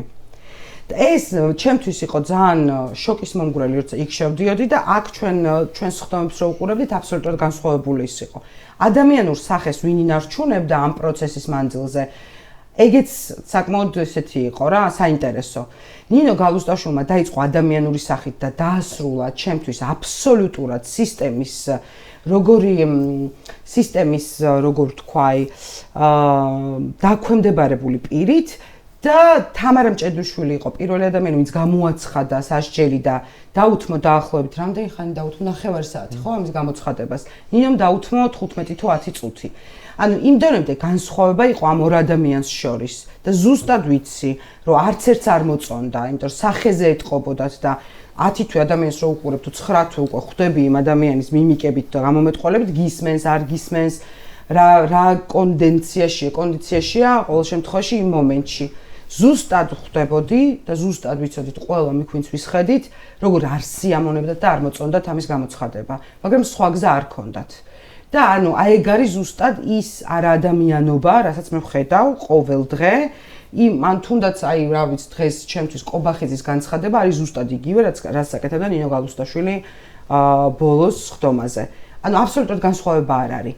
იმიტომ რომ ვერ ინარჩ ანუ იმ დონემდე რობოტული საქვთ უკვე მიღებული ამ რეჟიმისგან ემოციებისგან დასლი და შიშის ფაქტორი მუშაობს სავარაუდოდ და როდესაც რაღაცა გაქვს მიქარული ბრჭყალებში რო ვთქვათ, მაშინ გამოსავალი აღარ აქვს. იმიტომ რომ ჩემთვის მაგალითად ნინო გალუსტაშვილი არის რაღაც მხრივ წნეხის ქვეშ სახელმწიფოსგან, იმიტომ რომ სხვა გზა არ აქვს, იმიტომ რომ უნდა იყოს ამ სახელმწიფოს დაქვემდებარების ქვეშ, როგორც ყობახიძე. იმიტომ რომ სხვა გზა არ აქვს ეხლა და ჩვენ გვაქვს გზა. იმიტომ რომ ჩვენ რატო ვერ გააშავეს ბიჭები? და რატო არის ეგეთი მდგომარეობა? იმიტომ რომ მართლები ვართ. რატო მიუხედავთ იმისა, რომ TV იმედი და პოზიტივი იყო 24 საათი მომართული იმისთვის, რომ ბიჭები გაეშავებინა, გოგოები გაეშავებინა. რატო ვერ გააშავეს მზია ამაღლობელი? ვერ გააშავეს, იმიტომ რომ მართალია. იმიტომ რომ ადამიანს არ ჩაუდენია აბსოლუტურად არაფერი იმის საკადრისი, რასაც ეხა იხდის რისთვისაც იხდის სასჯელს. ეგ განსხვავება ალბათ ჩვენს და ამ რეჟიმის თუნდაც მოგონილ კანონებს შორის, რაც არ უნდა, იმიტომ არის რა რომ ეხა რეალურად ირაკლის პირველი რაც დამირეკა ირაკლი, როცა სასჯელი გამოაცხადეს, იყო რომ მე არაფერს არ მოვაწერ ხელს, მე არასდროს არაფერზე არ ვიტყვი რომ დამნაშავე, იმიტომ რომ არ ვარ დამნაშავე და მე იქით უთხარი ხა მე არ მოგაწერინა შენ არაფერზე ხელს, იმიტომ რომ ზუსტად რომ უდანაშაულო ხარ თქო. ანუ ის ქონდა რა, ანუ ბრაზიცა აქვთ ბიჭებს, რომ ანუ მე არც მაკადროთ აღიარება რამის. ეგ აქვს აბსოლუტურად ყველას. თავიდან მე თქვი, როცა ამ ციხდომებზე მეც დაუბრუნდათ დავიწყეთ ამ ესეთი პერსონების დაცვა, ხო? აქ საუბარი არის არა მარტო ბრალდებაზე, რასაც ხშირად ჩვენ ხედავთ. თითქოს სახელმწიფო ყველა ადამიანს სტატისტიკად აქცევს. და აი თქვენც რომ სამწუხაროდ სამართალი და ფორმალიზდა რომ დროგეთ ადამიანს თუ უშვებენ ციხეში, მაგალითად პატიმრობას უფარდებს, რაზეც ომარმა ისაუბრა. და ამბობს, რომ ახალი დანაშაულების ჩადენის საფრთხეა რაღაც. ეს არის რაღაც 10 გვერდიანი გადაწყვეტილება, სადაც მარტო 3 წინადადება ეთმობა რეალურად ადამიანს და მის ბუნებას. თუ რეალურად იმსახურებს თუ არა ეს პატიმრობაში გაშვებას. და ამას ვამბობ ზუსტად რომ და აქ ეხა მოშველიებულია რა თქმა უნდა ევროსასამართლოს გადაწყვეტილებების სტანდარტები და ასე შემდეგ. მე მესმის, რომ არსებობს ქმედებები, რომელიც ითვალისწინებს პატიმრობას და იმსახურებს პატიმრობას. მაგრამ ჩვენ კიდევ ერთხელ განმეორდები, რომ როდესაც საუბრობთ წინასწარ ღონისძიებაზე, საუბრობთ სასჯელზე, კანონში გვიწერია ძალიან მარტივი რამე. კი ბატონო, თუ ჩაიდინა დანაშაული, ეხა მეორე ეტაპზე გადავდივართ და უნდა განსაზღვროთ სამართლიანი სასჯელი. ერთია რომ დანაშაული დაამტკიცო, მეორეა სამართლიანი სასჯელი განსაზღვრო.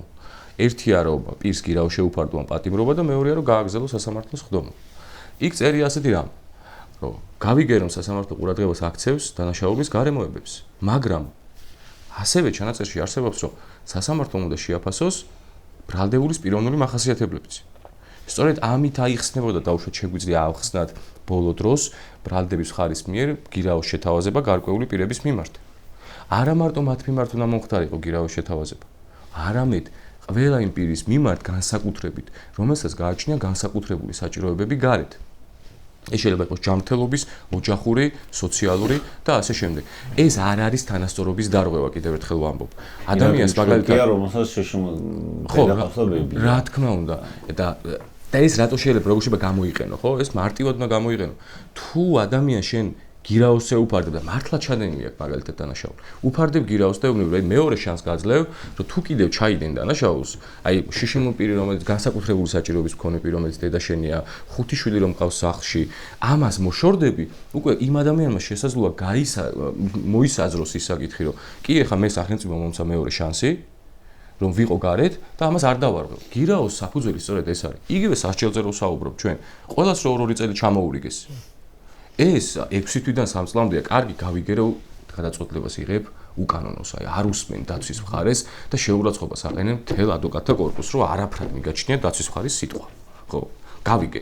ამას ჩვენ ავიტანთ, იმიტომ ავიტანთ, რომ ვიცით რა მოცემულობაშიც ვართ და ამისთვის ვიბრძვით, რომ ოდესღაც გქონდეს სამართლიანი სასამართლო, რომ ყველა ისჯებოდეს თანასწორად. განურჩევლად მათი პოლიტიკური შეხედულების პირველ რიგში. ვინც არ უნდა იყოს ჩაიდინა დანაშაული, უნდა დაისაჯოს. თუ ვინც არ უნდა იყოს არ ჩაუდენია დანაშაული, არ უნდა იყოს ის ციხეში. ეს არის ის მაქსიმა, რომელზეც ყოველთვის საუბრობ. 2 წელი რომ მისცეს ყველას. ზოგს შეიძლება პიროვნული მახასიათებელი, მაგალითად, ავადმყოფი დედა ყავდეს. ზოგს 4 წლის შვილი ყავდეს, რომელიცაც მოვლა ჭირდება, ზოგი ეკონომიკურად შეჭირებული იყოს. ჩვენ კოდექსში გვაქვს ამის მითითება. გაითვალისწინება სასჯელის დანიშნვის დროს ადამიანის წარსული ცხოვრება და ადამიანის პიროვნული მახასიათებლები, მათ შორის ქმედებაში გამოვლენილ მართლწინააღმდეგო ნებაც. ამიტომ ყველასთვის 2 წლის მისჯა ეს არის კოლექტიური ბრალი, რომელსაც ხშირ შემთხვევაში იყენებდნენ საბჭოთა კავშირის დროს და არა მარტო საბჭოთა კავშირის დროს, ხო ჩვენ ყველაზე ახლო წარსული ეს არის, თორე გადავხედოთ ხო ძველ სამართალს. ჩვენ ნახავთ კოლექტიურ მსჯავრდებებს, იქამდე სანამ საზოგადოება რაღაც განვითარების დონეზე მივიდოდა. მე ხო ვთვლი რომ ჩვენ იმ დონეზე ვართ მისულები განვითარებულად ხო გონებრივად რომ თუ შენ შეგიძლია რაღაც ატომი გახლიჩო და მარსზე გაუშვა ხალხი 30 წელიწადში მეორე მხრივ ხვდები რომ აი ამ ადამიანებს თუ ამხელა რესურსი აქვს გონებრივი რომ რაღაცა კვანტურ მექანიკაზე შეუძლია იმუშაოს მეორე მხრივ უმარტივეს პროცედურას და მოცემულობას ვერ ასრულებს რომ ადამიანს მისცეს თანასწორუფლებიანი სასამართლო ანუ როგორი შეუსაბამოა ერთმანეთთან როცა ადამიანის გონება არის ასეთი ძლიერი და მეორე მხრივ ასეთი სუსტი ელემენტარულ საკითხებში. ამიტომ ჩვენ ახლა ვსაუბრობთ ორჯერ-ორზე, რომ მარტივია სამართლიანი სასამართლო მომეცი დაგიმტკიცებ, რომ არ ჩამიდენია დანაშაული. გამიშვი. ვერ დაგიმტკიცებ და შენ დამიმტკიცებ, რომ ჩამიდენია დანაშაული. კი ბატონო, გავაღებ ციხისკარებს და შევა.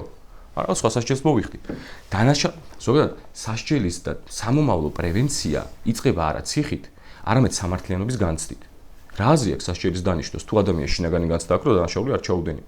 სასჯელის პრევენცია, დანაშაულის პრევენცია მაშინ ხდება, როცა ადამიანს ჯერ სამართლიან გადაწყვეტილებას მისცემ და მერე სამართლიან სასჯელს მისცემ. ამიტომ ახლა ჩვენ როცა ვსაუბრობთ ამ ხალხზე, რომლებაც რომელსაც კოლექტიური ბრალი დასდეს და ყველას 2 წელი მიუსაჯეს, დიფერენცირება არ გააკეთეს, თუნდაც მისჯის ნაწილში, თუნდაც დანაშაულის ნაწილში.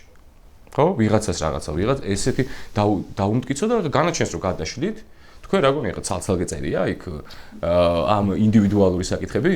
არა, ანუ ერთ ქვაბი აიღეს, ჩაყარეს ეს ხალხი და რაღაცა 90 გვერდიანია და შეიძლება 80 გვერდი ფორმალობა იყოს ჟახდებოდა სასამართლოზე და რაღაცა არც რა 80 გვერდი მაქვს 97 გვერდია, საიდანაც 83 ტექნიკურია, დანარჩენი ჩამონათვალია და მსჯელობა არის გვერდი და ნახევარი, არასრული 2 გვერდი, არასრული 1 ფურცელი. და ყველაზე მთავარი რა იყო, მე ცოტა იურიდიულ საკითხშიც რო არ შევიდე, არ შეიძლება რა ჩათვალა იცით ორგანიზებულობა სასამართლომ.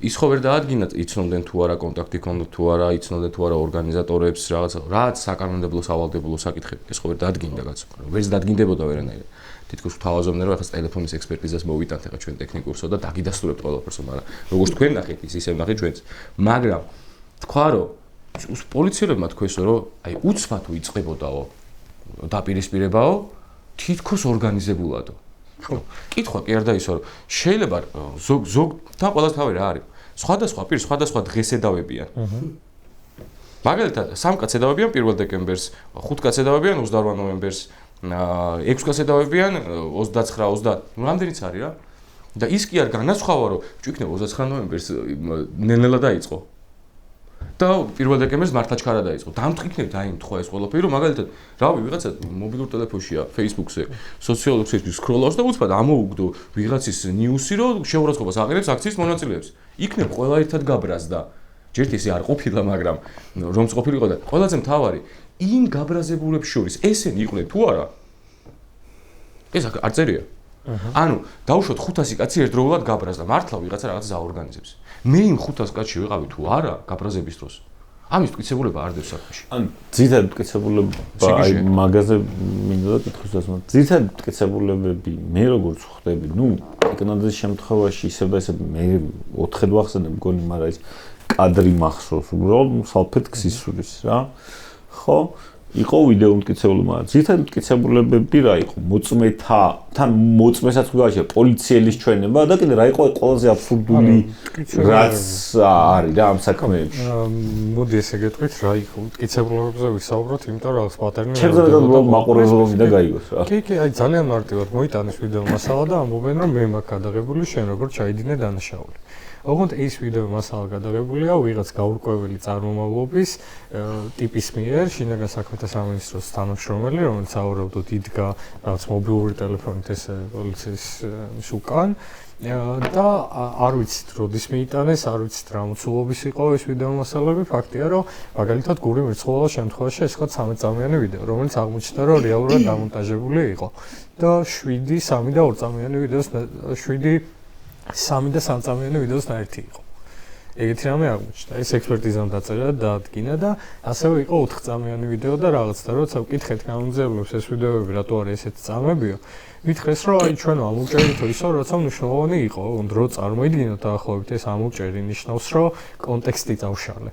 იმიტომ რომ მე ექსპერტიზამ დაადგინა ეგეთი რამე რომ მაგალითად ჯანო არჩაიას პოლიციელმა რაღაც ესროლა, მოხვდა, ჯანო დაიხარა, აიღო და უკან დაუბრუნა. და ჯანო არჩაია არის დაჭერილი.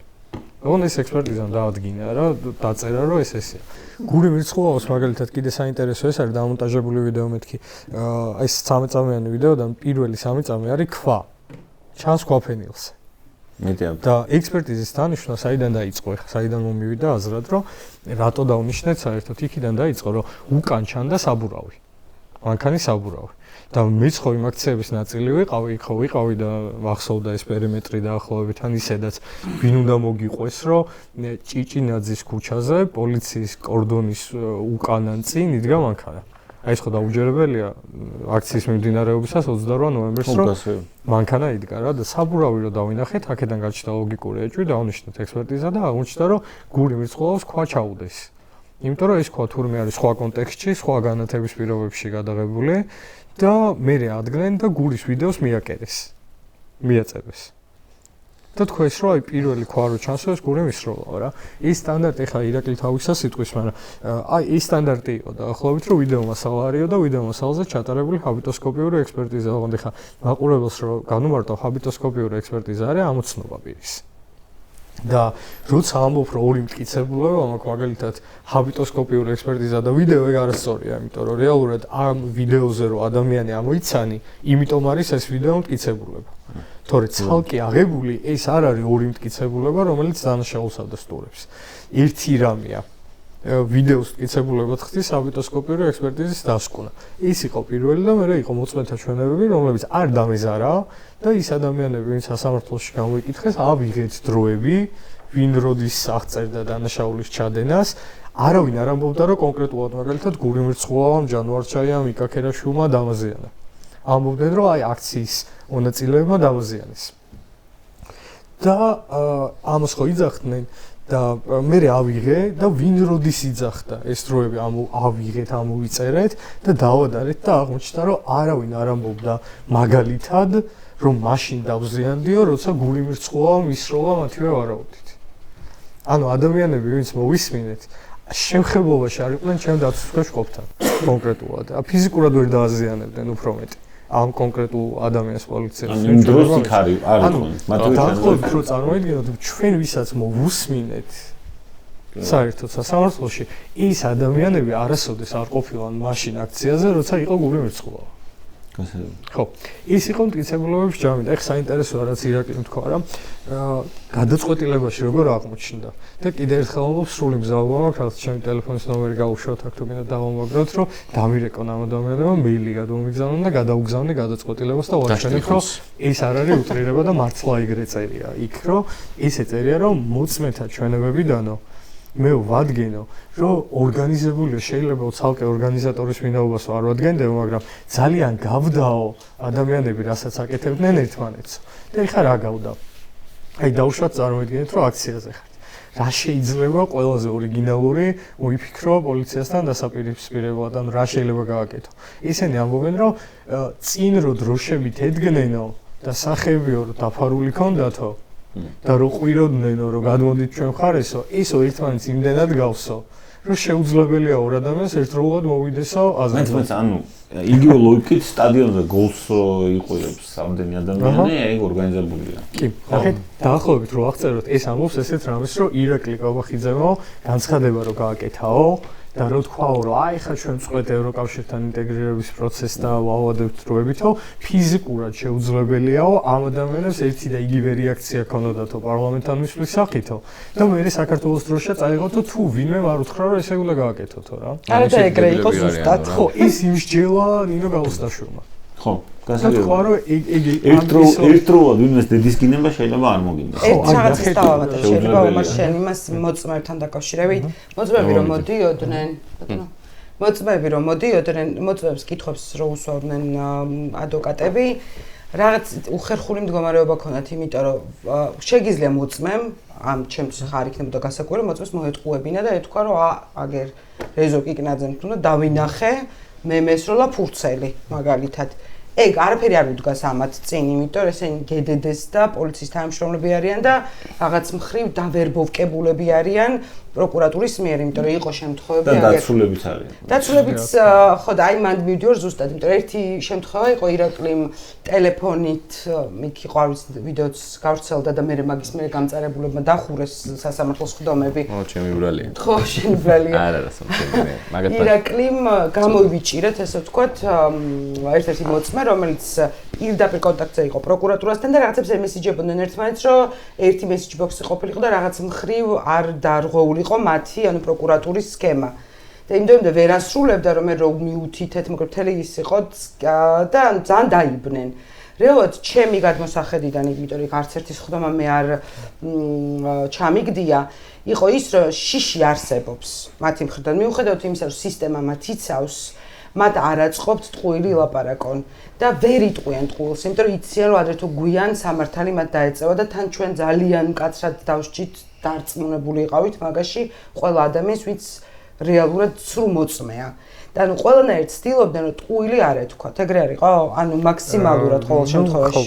რაღაც ისეთი დამოკიდებულება იყო რომ ცდილობდნენ ოქროს შუალედი დაეჭირათ რომ თან სისტემა არ გაიბრაზებინა. მე წლების მე რო თქვა რომ მე რა ვქნა ძმა. მე რა შემეძლო გავაკეთე. მე მეტი არ შევ. მე პატარა კაცი ვარ. მე ხარ მithქვამს რომ შენ დამარტყი. ხო, აი ორი ადამიანი იყო მაგალითად ვინც ისე საგულისხმოდ კარგი პრეზენტაცია მაგის რომ ერთი ადამიანი იყო მოვიდა ვინც მაგალითად მე ამომიცნო როგორც ერთ-ერთი დაკავებული რა ბრალდებულებთან დიდ დროს ვატარებდი მისული ვიყავი და ესე თქვა რომ ერთ-ერთმა ადვოკატმა ჩვენმა კოლეგამ კითხვა დაუსვა რომ ეხლა შეგიძლიათო მიმითითოთო ბრალდებულზე ვინც დააკავეთო შენ დაკავება უნდა გარემოებაშიო და კიო როგორ არა აი იქ დგასო და ის ბიჭი ვაკო თეთრაშვილი იმ დროს ხდომას არისწრებოდა და ვიდექი მე რეალურად ვინც ბრალდებულებს ველაპარაკებოდი ახლოს მისულე დიდ დროს ვატარებდი იქ და ამომიცნო ამ ადამიანმა როგორც ის ადამიანი ვინც დააკავა და მეორე საინტერესო მომენტი იყო ყავდა ხა ეს ყველაზე არ ვრცელდება უნივერსალურად და ვიღაცებს გადარჩენა უნდა დათ და ოქროს ხაზის გავლა რომ რაღაც არც წვადი დავწვი იქ და არაფერი და რაც შემეძლო გავაკეთე ჩემდაწილად და იყვნენ კიდე ტიპები აი ეს აუცილებლად უნდა ვახსენო ხიტიაშვილი დავითი ესეთ გამომძებელი იყო რომელსაც ანუ იმდენად ის იყო როლში იყო შესული თუ არ ვიცი რას აკეთებდა ვიდეო რო დავათვალიერეო მე განსაზღვრო რომ ეს ძიმე საგანიაო იმის მიხედვით რომ როგორ გადაადგილდება ვიდეოშიო საგანი ეს საგანი და ამით განსაზღვრო რომ ძიმე საგანიო და ეხა ისააკ ნიუტონმა გაიღვიძა მის მეექვსე კლასის ფიზიკის ციგნია ხო არსებობს იქ რაღაც რომ იქ აჩქარება უნდა ვიცოდე აწერტილიდან მეწერტილამდე მანძილი უნდა ვიცოდე ძალიან ბევრი ფაქტორი უნდა ვიცოდე რეალურად მათ შორის დამკვირვებლის კუთხის პერსპექტივად თუნდაც ვიდეო მოგიტანო უნდა ვიცოდე რა მანძილზეა კამერისგან ხო ის რომ ვერი სხვა პარამეტრები დავთვალო და ბოლოს თქვა მასა ამ ყველაფრის ხო მაგის გარეშე ხო ფიზიკურად შეუძლებელია ეს ყველაფერი მაგრამ თქვა რომ მე სკოლაში ფიზიკას ვსწავლობდიო და ეგო ჩემთვის საკმარისია რომ დამისკვნაო რადგან და ექსპერტიზაო რომ ეს ძიმე საგანი ისროლაო იქნებ ის სუპერ ზავა იყო ქვის არა მე შევეკითხეთ რომ რასთვის პოტენციური და კინეტიკური ენერგია მეტი და ვერ გვიპასუხა ხო ამიტომ ფიზიკა ალბათ ხო ფიზიკაში ძლიერი მხარე არის ხო აჩქარება უკითხეთ რომ სხვა რო არაფერი მეთქი დროში აჩქარება მაინც ხომ უნდა გწოდნო და თქვა საგნის რომ რამე გაგეთვალა და სხვა რო არაფერი დაცემის წერტილი მაინც ხომ უნდა გწოდნო დაცემის წერტილიო რა იქნებოდა პოლიციელები იძახდნენ რომ მოვხვდაო ან პოლიციელი იყო დაცემის წერტილი და ამით გათხოვა ტიპმა საგნის სიმძიმე და ხო აი ესეთი პერსონაჟებიც იყვნენ რეალურად ვისაც კომიკური რა არ უნდა ხო რაღაც ხوارი გადიოდა მე მაგით ვიძახი რომ აი კამერების გაყვანა იყო რეალურად ერთადერთი გზა რაც შეიძლება მოხდარიყო იმიტომ რომ წარმოედგინე ხა ადამიანი რომელიც ადვოკატს იცნობს როგორც ის მიერ დაკავებულ პირს მეორე ადამიანი რომელიც ფიზიკის მასწავლებლები ხო უყურებენ სკოლის და ხო გაგიჟდებოდა ეს ადამიანი ხა მაგას რომ ისმენდა რომ უწმე მეგრე დათვალა საგნის სიმძიმე და კიდე ვიღაცები ხო უსმენ რაღაც ხვარს ხო ვერ გადაახავდა ყველა მიზანს ნუ არა თქონდა საბოლოო ჯამში კამერების იქ ყოფნა იმიტომ რომ ის სურათი რომელიც იქმნებოდა საბოლოო ჯამში ზუსტად იმ კვლევებით მე მივიდნენ იმ დასკვნამდე რომ ეგ სურათი მათ მომხრეებშიც კი არ იწევდა არანაირ აი სწორი ტერმინი არის კარიკატურული რა იმდენად კარიკატურული იყო ეს რაც ხდებოდა ხო ანუ სასამართლოს რაღაც იმიტაცია იყო ხო ნუ იმ გაგებით რომ ძალით წავიყვანე ფიზიკურად შეუძლებელი იყო რა სამუშაო გარემო არ იყო დაახლოებით რომ წარმოიდგინოთ და მე რატომ ამბობ რომ აი გადაწყვეტილება რატო არის მნიშვნელოვანი რომელიც მე იყო წარმოიდგინეთ რომ ძირითადი ნაწილი არის ტექნიკური აბსოლუტურად ტექნიკური შინაარსი ის არის 83 გვერდი და გვერდნახევარი არის მსჯელობა, სადაც ირაკლიანზეც ამბობდა, რომ ორგანიზებული, როგორც წინასწარ შეკავშირებული საერთო მიზნით მოქმედი ჯგუფის ერთობლიობა, სადაც წევრების როლი არის მკვეთრად განსაზღვრული და გამიჯნული. და არსებობს პირდაპირ მითითება, ვინ რა უნდა გააკეთოს ჯგუფის წევრებმა ეს ორგანიზაციული ვერტიკალი და სუბორდინაცია. როცა ის ვერ დაასაბუთეს, ბოლოს ადგა და ის გვერდნახევრიდან ნახევარი გვერდი კიდე გამოიყენა იმისთვის, რომ იმსჯელა, რომ ორგანიზებულს არ ნიშნავსო. ნუ ესე ხო, ანუ იქ ხო გენიალურია რეალურად, ესე ცუდი გაგებით გენიალურია, რომ როცა ვერ ამტკიცებ, რომ ადამიანო დანაშაული ჩაიდინო, მე ადგე და თქვა, რომ აქ დანაშაულიო არ არის მოყვანილიო, სხვა დანაშაულზეა ლაპარაკი. და მაინც დაგიჭირეო. და ხო, ყველა საინტერესო ის არის კიდევ ამბობდით და ისე ძალიან მნიშვნელოვანია რომ ბევრი ადამიანმა გაიგოს. მე მივიტანე დასკვნითი სიტყვა, მათ შორის წერილობით, სადაც მიტანილი იყო 11 სიუჟეტი ამოღებული სხვადასხვა ტელევიზიების ვებგვერდების დათვალიერებიდან. 11-ე შემთხვევაში საუბარი იყო ირაკლი კობახიძეზე და 11 შემთხვევაში იყო 23 განცხადება ირაკლი კობახიძის, სადაც ეს ადამიანი ბიჭებს ეძახდა მოძალადეებს. ან სხვა მხრივ აყენებდა აი უსინდისოები, მოძალადეები, აბა პოლიციელებს რო წვავდნენ რა ეგონათ და ასე შემდეგ და აი იმ კარიკატურულ გადაწყვეტილებაში რომელიც გაუსტაშვილმა მიიღო ნათქვამია რომ ბიჭები მოძალადეები არ არიან. უფს ირაკლი.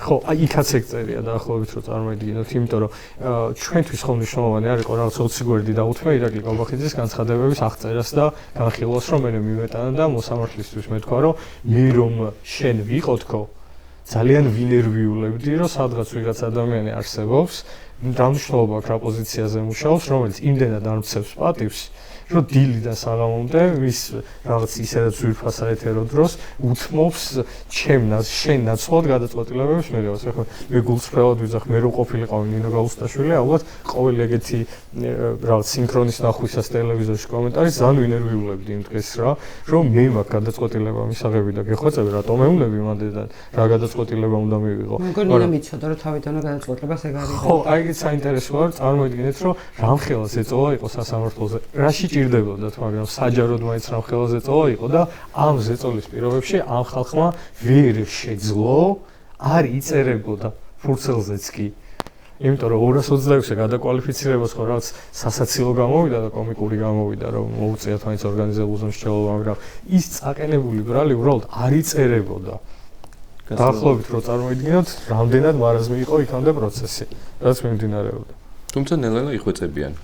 ხო, აი ხა 4 საქმეზე გასწავლეს. ხო, ან რაღაცებს ეს ხო ჩვენც ყველანი აბსოლუტურად ყველა შრომაში და სწავლაში იწურთება ხო ყველაფერი და ნელ-ნელა მაგალითად დიდი შეცდომა დაუშვეს რომ 2021 წლის 5 ივლისის საქმეზე საერთოდ 225 მოხსნეს, იქ 226 არ გადაუკვალიფიცირებიათ. იქ წაყენებული ბრალდება ბოლომდე მოხსნეს. ანუ გამამართლებელი განაცხადება გამოიტანეს. ჩვენ მოვიტანეთ ეს გადაწყვეტილება, ეხლა 226-ი გადავიდნენ. ხო? ეხლა კიდე რაღაცა 4 ოქტომბრის ამბავზე კიდე რაღაც მოხდება, კიდე მე რაღაცა შეცვლიან, ხო? საბოლოო ჯამში და სისტემას და ჩვენც ყველანი ერთად ვითარდებით რაღაც ეტაპებს გავდივართ. რამდენადაც ისინი ძლიერდებიან არგუმენტებში, ისე ძლიერდებით ჩვენც.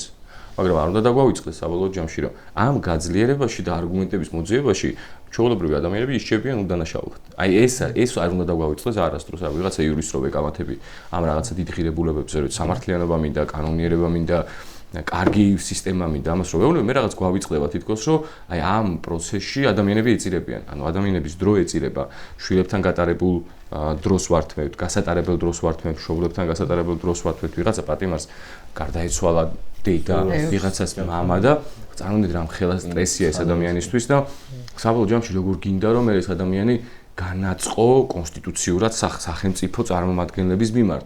რომ ადამიანი გეუბნება რომ მე შენ არ გამომიშვი იმდენი ხანი რომ მამაჩემთან ბოლო წუთებში ყოფილიყავი.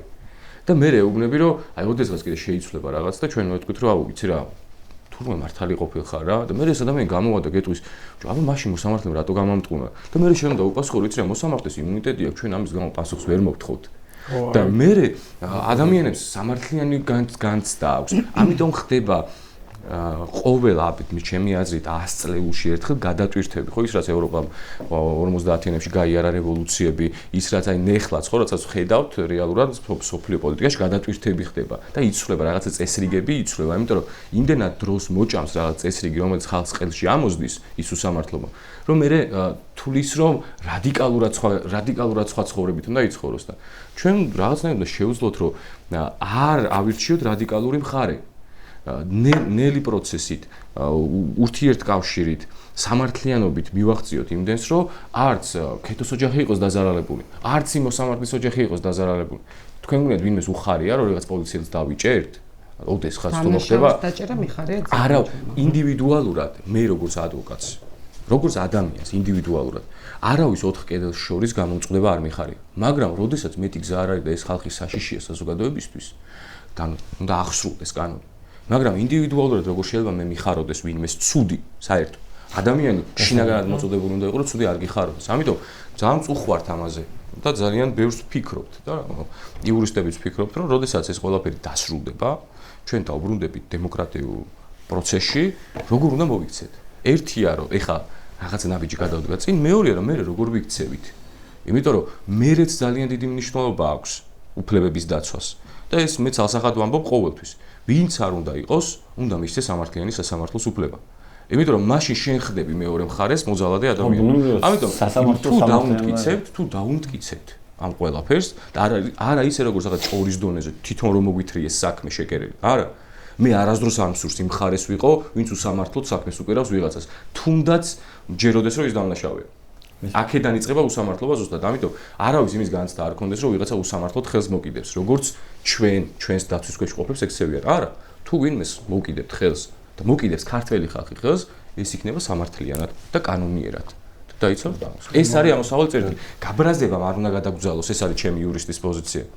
და რაციონალიზმი არ უნდა დავკარგოთ ამ ყველაფერში, მაგრამ ძალიან რთულია ჩვეულებრივ ადამიანებს ეს მოსთხოვო. დასასრულისკენ მივდივართ და რავი, რამის თქვა თუ გინდათ მაყურებელს. მე მინდა. სოფლიო ვითარდება, როგორც ირაკლიმ თქვა, რაღაცა მარსზე კოლონიებზე ვსაუბრობთ და მეცნიერება ვითარდება და ზოგადად ძალიან მომენატრა რაღაცა კულტურულ ადამიანთან კულტურულ სივრცეში რაც იდეების გაცვლა ეს და ზოგადად საუბარი იმაზე რომ როგორ შეიძლება განვითარდეთ, მაგრამ სამწუხაროდ მივექანებით ქვის ხანაში და ეს ქვის ხანა არის ზუსტად სახელმწიფოს მიდგომა ადამიანების მიმართ.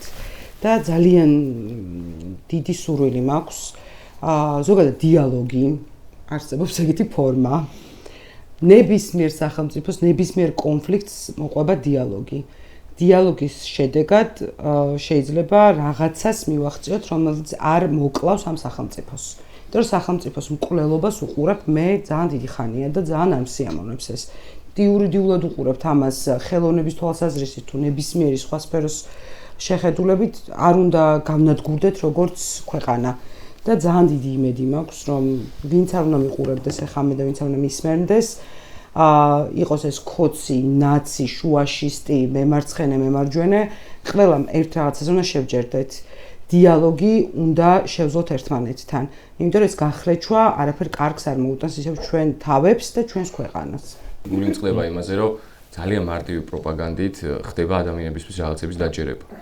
და ეს მიმანიშნებელი არის იმისკენ, რომ ჩვენ ძალიან ბევრი გვაქვს განათლების სისტემაში სამუშაო და რატო არ გვაქვს რაღაცა გამოგონებები ჩვენს ქვეყანაში, რა ნაკლები გენიოსები შეიძლება გვყავდეს? არა, იმიტომ რომ ადამიანები ბავშვები ხო რა თქმა უნდა Deep-state არის გლობალური ომის პარტია. ეგ კიდე რაღაცა სიგიჟე პროპაგანდაა, მაგრამ ადამიანები, რომლებიც ეხლა უნდა ისხდნენ სახლში, რაღაცა კვლევებს ატარებდნენ, სახელმწიფო უნდა აძლევდეს საშუალებას ტექნიკურად გამართოს უნივერსიტეტების, სკოლები, რომ რაღაცა, რა ვიცი, რაღაც მექანიზმები მისცეს, რომ ადამიანმა გამოიგონოს რაღაც. ამის მაგალითად 24 საათი უსმენთ ტელევიზორში, ეს იმან დაიჭირა, ეს იმან ცემა, ეს ომის პარტია, ეს deep-state-ია. ამ ბავშვებს, რომლებიც ეხლა რეალურად ზოგი ქუჩაში დგას სტუდენტებს, ახალგაზრდებს, უნდა ისხდნენ აუდიტორიებში, სწავლობდნენ და მომავალს ქმნიდნენ ქვეყნის, ხარჯავ დროს იმაში, რომ რავი, რომელი უფრო კარგია, ეს მთავრობა, ის მთავრობა და განათლების სისტემაზე არავინ არ ზრუნავს. ერთადერთი საზრუნავი, რითაც შეგიძლია ებრძოლო პროპაგანდას, არის ნომერ პირველი არის განათლება. არ აწყობს ამ თავის განათლების რეფორმა თუ ოდესმე შევძლოთ, რომ ამ ქვეყანაში არსებობდეს, დამიჯერეთ, რომ არც კარგი და არც ცუდი პროპაგანდა არ იმუშავებს. ადამიანები დაფიქრდებიან და თავისით მიიღებენ ტელევიზორის გარშე გადაწყვეტილებას. სულ არ იყო საბერძნეთში, ძველ საბერძნეთში ტელევიზორი, მაგრამ რავი 400 კაცი რო გამოვიდა და რომელსაც ნაფიცებს ვეძახდით და პირველი დემოკრატიის ავტორები იყვნენ, მშვენიერ გადაწყვეტილებას იღებდნენ. თუმცა ვისაღები იყო გადაწყვეტილება. ამიტომ ეს არის ჩემთვის მნიშვნელოვანი დღეს, ყველაზე მნიშვნელოვანი, რომ განათლება იყოს ისეთი, რომ ძალიან მარტივად ჩვენი აზრები არ მოვახვიოთ ადამიანებს. არც ერთმა მხარემ, არც მეორე მხარემ. დაფიქრდნენ, აწონდა და ამით მიიღონ საარჩევნო ყუთთან გადაწყვეტილება. ეს არის მთავარი. მე რაღაც ძალიან მარტივი რამე მაქვს რეალურად ესეთი ტესტი თუ არ ვიცი. ადამიანი რო ტელევიზორს თავს რაღაც National Geographic-ს და იქ ანტილოპას რო ლეოპარდი მიზდებს პირობითად ვამბობ, გონია რომ აი მაგ მომენტში თუ ლეოპარდისკენ არ არიან რომ ანტილოპა დაიჭიროს და მე ეს ანტილოპა ჭამოს, მიუხედავად იმისა რომ რაღაც მის აბსოლუტურად უნებრივი თანმიმდევრობა, გონია რომ ეხა დღესაც რაღაც ამბებს რო ისმენენ, ფიზიკურად შეუძლებელია რეალურ დროში მიმდინარე მოვლენების დროს იყვნენ ჩუმად, ან არ იყვნენ ჩვენი პატიმრებისკენ და არ იყვნენ ამ ბიჭებისკენ რა. მადლობა მეგობრებო, რა საკმაოდ ძიმე თემა იყო ჩემთვის, თუმცა ბუნებრივია შენზე მეზონძიმე კეთი ჩემთვის ვერ იქნებოდა და რავი, თავისუფლება პოლიტიკურ პატიმრებს და თავისუფლება ამ ქვეყანას. მადლობა ისედაც ეს სტუმრობისათვის. მადლობა თქვენ.